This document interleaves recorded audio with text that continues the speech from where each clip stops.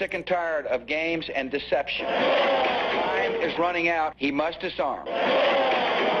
The world came together, and we have given him one last chance to disarm.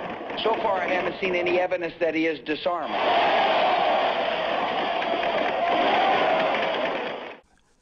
Then this one, posted on the border of Afghanistan.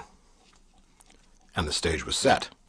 The Arabs were playing both sides, limiting production of opium like OPEC, driving up the price, and keeping the cash. I know you said there'll be a time for politics, but you've also said you wanted to change the tone of Washington. Howard Dean recently seemed to muse aloud whether you had advanced knowledge of 9/11.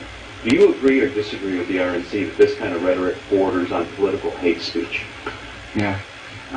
Look, there's time for politics. And, you know, it's time for politics. And, it's some sort of insinuation.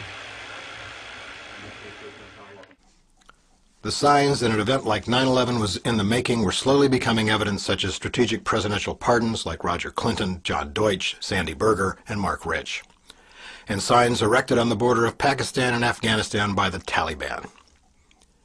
But these signs were the culmination of centuries of signs that taken individually meant nothing, but together are a clear and present danger started in the not-so-distant past.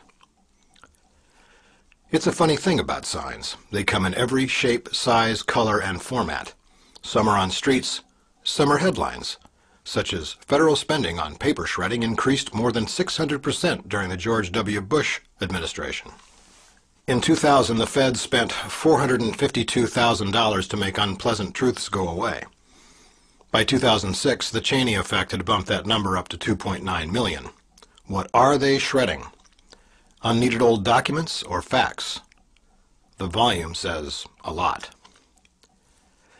Pentagon Project Able Danger, that was tracking the whereabouts and movement of money, nations, and the Red Team pilots prior to 9/11, produced 3.5 terabytes of documents that were mysteriously and inexplicably all shredded. Kurt Weldon is still waiting for a reason. Carl Sagan once said, "Extraordinary claims require extraordinary proof." I would posit extraordinary plans require extraordinary planning. We will later look at the common behavior of outgoing presidents and executive pardons and what signs can be read there. But first, some history to better understand the underlying causes of most of the exported democracy our founding fathers did not approve of. Which steps to 9/11 are germane to this discussion that precipitated the movement of military and money before and after 9/11? And why was Pakistan elected as a friend, while Afghanistan, Iraq, and Iran a foe? During the Clinton White House, the Taliban was supported to bring stability to Afghanistan.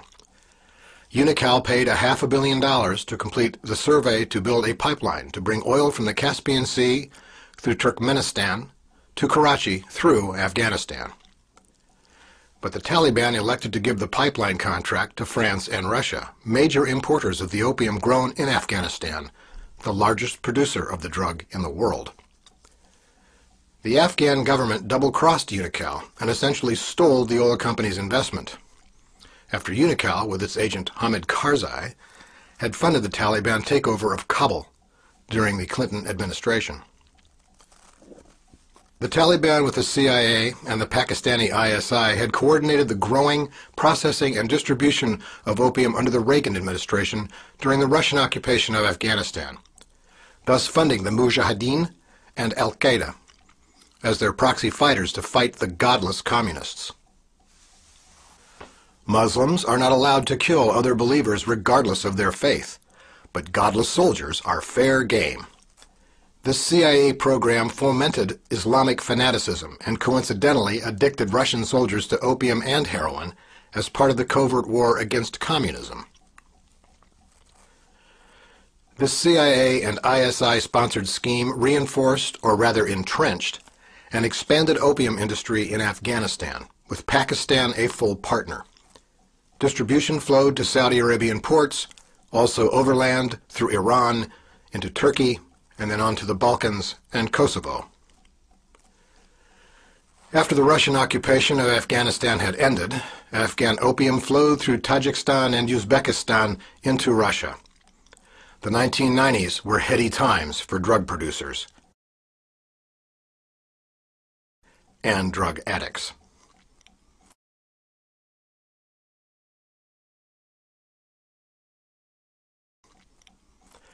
Then in 2000, a sign was put up on the Pakistani border by the Taliban, which reads, "The Islamic Emirate of Afghanistan not only engenders illegal things forbidden, but launches effortless struggles against illicit drugs, as these drugs are a great threat to personality, wisdom, life, health, economy, and morality." And the Taliban bans poppy growing in Afghanistan. As a result, the opium yield drops dramatically in 2001 from 3,656 tons to 185 tons. Of that, 83% is from Northern Alliance-controlled lands, the American and British and Pakistani partners in the opium trade. But the Taliban had stockpiled over half of their annual opium harvest over previous years in a series of warehouses around the country. When the ban begins, a kilogram of opium sells for around $44 wholesale, but 1 year later the price rises to $400.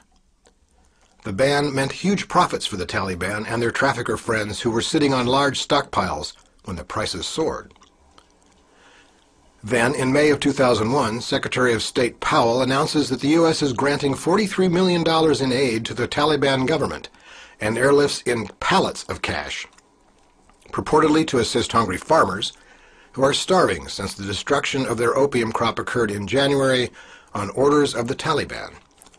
A Newsday editorial notes at the time that the Taliban are, quote, "are a decidedly odd choice for an outright gift. Why are we sending these people money? So much that Washington is, in effect, the biggest donor of aid to the Taliban regime." One can then ask, why were Britain and America the major partners in the war on terrorism and the invasion of Afghanistan and Iraq? For that answer, you need to understand their history of global cooperation to see this sign.